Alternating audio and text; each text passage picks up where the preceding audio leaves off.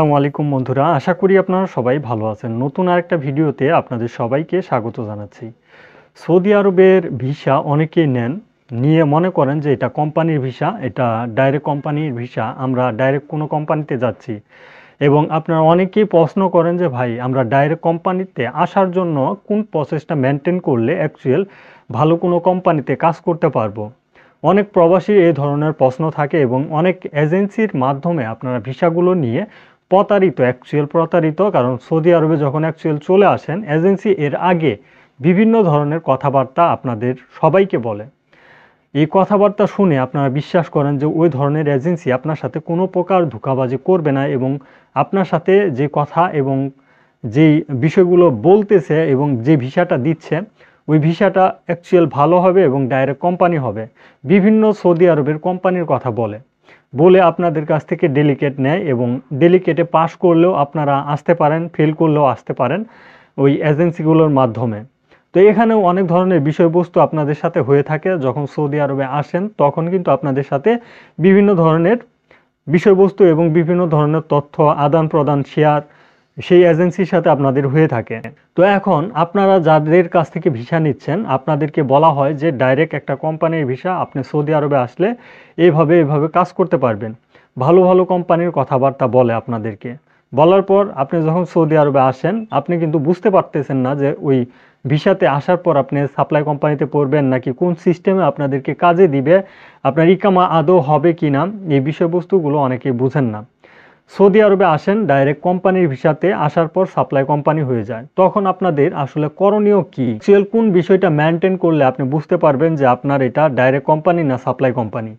আপনি যখন একটা সৌদি আরবের ভিসা নেন সেটা যদি কোনো সাপ্লাই কোম্পানিও হয় আর আপনার ভিসাটা যদি আপনি দেখে বুঝেন যে এটা সাপ্লাই কোম্পানি, আসলে কিভাবে বুঝবেন, এগুলো কিন্তু অনেকের প্রশ্ন থাকে।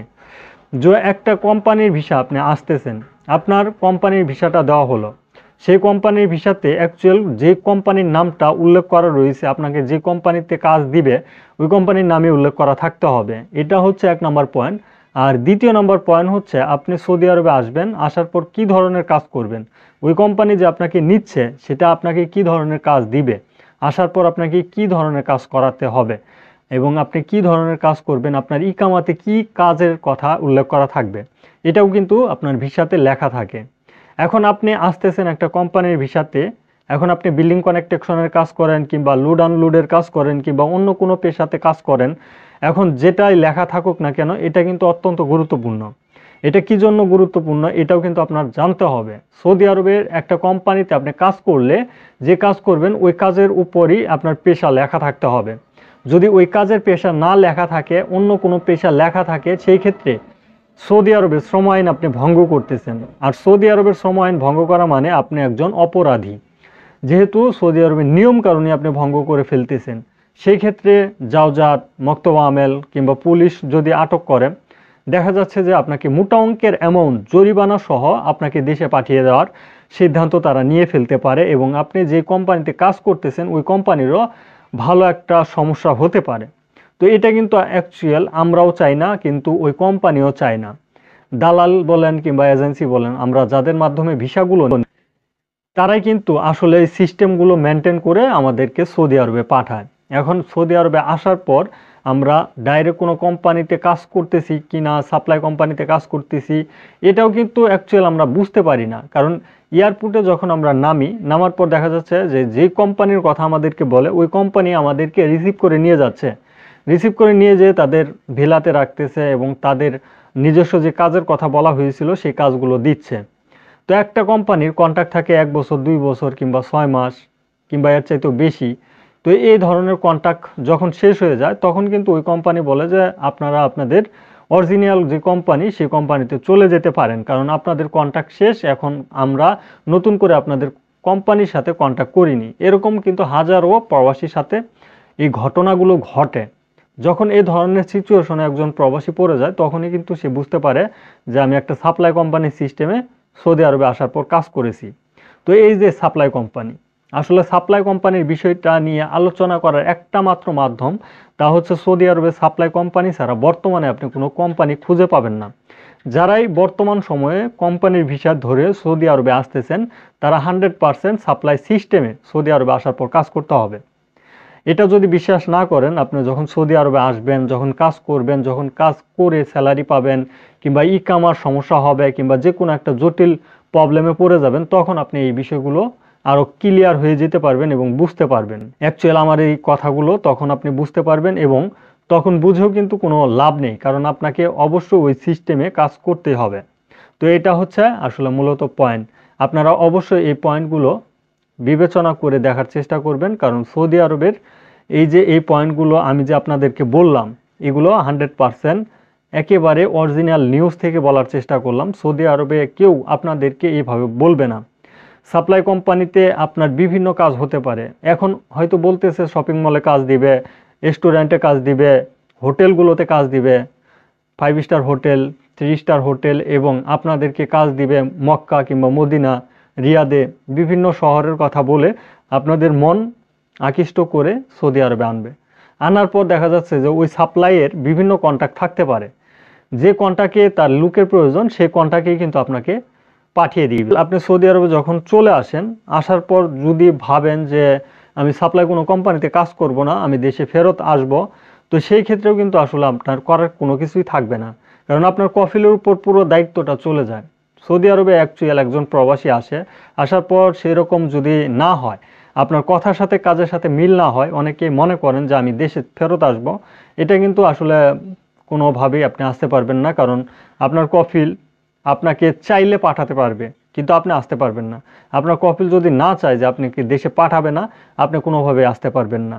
আর এজেন্সির কথা আপনাদেরকে যদি আমি বলতে চাই, সাপ্লাই কোম্পানি সৌদি আরবে আসার পর যদি বুঝেও যান, তারপরও আপনার করার কিছু থাকবে না, কারণ আপনি কি করবেন তখন? যদি এজেন্সিকে কল করেন, এজেন্সি আপনাকে চিনতে পারবে না। এতদিন তো ভালো কথাই বলছে, কিন্তু পরবর্তীতে এজেন্সি আপনাকে চিনতে পারবে না, দালাল আপনার ফোন ধরবে না, বিভিন্ন ধরনের যাবতীয় সমস্যায় আপনি পড়ে যাবেন। আর আপনার যে কন্ট্যাক্ট পেপারটা, অনেকে কন্ট্যাক্ট পেপার নিয়ে আসলে সৌদি আরবে আসেন, এজেন্সি আপনাদেরকে কন্ট্যাক্ট পেপার বানিয়ে দেয়। আসলে সৌদি আরবের যে কন্ট্যাক্ট পেপারটা, এটা কিন্তু অনলাইনে শো করে। আপনারা অনেকে হয়তো জানেন না, সৌদি আরবের কন্ট্যাক্ট পেপার অনলাইনে শো করে, কিন্তু এটার একটা সমস্যা হলো সৌদি আরবে আসার পরে অ্যাকচুয়াল অরিজিনাল কন্ট্যাক্ট পেপার পাবেন অনলাইনে, তো সেটা আপনি আসার পর পাবেন। কিন্তু বাংলাদেশে যে কন্ট্যাক্ট পেপারগুলো আপনাদেরকে এজেন্সি বলেন কিংবা দালাল বলেন, যারা আপনাদেরকে বাংলাদেশে থাকা অবস্থায় কন্ট্যাক্ট পেপার দিচ্ছে, এক সাইডে ইংলিশ, এক সাইডে আরবি, এবং বিভিন্ন সুবিধার কথা ওই কন্ট্যাক্ট পেপারগুলোতে লেখা থাকে। আপনারা মনে করতে পারেন যে আমাদেরকে কন্ট্যাক্ট পেপার দিয়ে সৌদি আরবে আনতেছে, আনার পর দেখা যাচ্ছে যে ওই কোম্পানিতে আমাদের যদি কোনো কাজের সমস্যা হয়, তাহলে ওই কন্ট্যাক্ট পেপার অনুযায়ী ওই কোম্পানিকে আমরা বলতে পারবো। অ্যাকচুয়ালি ওই কন্ট্যাক্ট পেপারগুলো ভুয়া, এডিট করে আপনাদেরকে ওই কন্ট্যাক্ট পেপারগুলো দিচ্ছে। আপনারা আসলে নিজের অজান্তে বড় ধরনের ভুলের মাসুল দিতে হচ্ছে সৌদি আরবে আসার পর। এমনও কোম্পানি রয়েছে যেগুলো সাপ্লাই কোম্পানি, কিন্তু অনেক ফ্যাসিলিটি ভালো, অরিজিনাল কোম্পানির মতো আপনাদেরকে ফ্যাসিলিটি দিচ্ছে। আবার অনেক কোম্পানি রয়েছে আসলে ফ্যাসিলিটিগুলো ভালো না, কাজ করিয়ে নেয়, স্যালারি দেয় না। এ সম্পর্কে আমি আপনাদেরকে ইতিমধ্যে তথ্য দিয়েছি যে আপনাদেরকে যদি কোনো কোম্পানি কাজ করিয়ে নিয়ে স্যালারি না দেয়, 1 স্যালারি, 2 স্যালারি, 3 স্যালারি পর্যন্ত আপনারা অপেক্ষা করবেন। তার পরবর্তীতে আপনি কিন্তু লেবার কোর্টে সেই সমস্যাটা নিয়ে যাবেন, এবং ওই লেবার কোর্টে যে আপনি এই বিষয়গুলো তাদেরকে জানালে আপনার সমস্যাটা আপনি সমাধান করে নিতে পারবেন ওই লেবার কোর্টের মাধ্যমে। তো আশা করি যে তথ্যগুলো দিলাম, প্রবাসীদের ভালোর জন্য এই তথ্যগুলো দেওয়ার চেষ্টা করলাম। আপনারা অবশ্যই এই বিষয়বস্তুগুলো বাংলাদেশে থাকা অবস্থায় ভাবার চেষ্টা করবেন। যেহেতু অরিজিনাল কোনো কোম্পানির ভিসা বর্তমানে হচ্ছে না, আপনারা কোন কোম্পানিতে আসতেছেন, ওই কোম্পানিতে নিয়োগ দিয়েছে কিনা, ওই কোম্পানির নাম থাকবে কিনা মুফাতে, ভিসাতে, এগুলো আপনারা প্রথমে যাচাই বাছাই করে দেখার চেষ্টা করবেন। আশা করি যে তথ্যগুলো দিলাম আপনাদের অবশ্যই উপকারে আসবে। ভিডিওটি শেয়ার করে দেওয়ার চেষ্টা করবেন যারা দেখলেন, কারণ আপনার শেয়ারের মাধ্যমে আরও প্রবাসী রয়েছে, তারাও কিন্তু এই বিষয়গুলো জানতে পারবে। ধন্যবাদ সবাইকে। সালামু আলাইকুম।